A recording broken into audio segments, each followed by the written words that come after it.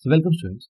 In this question you're given that you have a dice and a dice is thrown and the event A is event that the number obtained is greater than 3 and event B is the event that the number obtained is less than 5.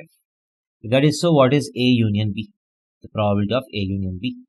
So from addition theorem, P of A union B is nothing but P of A plus P of B minus P of A intersection B. That is equal to, so what is P of A? The number obtained is greater than 3. That is, the number can be either 4, 5 or 6. That is 3 out of 6 ways. Plus, what is the probability of B? The number obtained is less than 5. That is, you can get 1, 2, 3 or 4.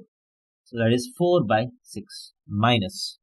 What is the probability of A intersection B? That is, what is the probability that both of these happen?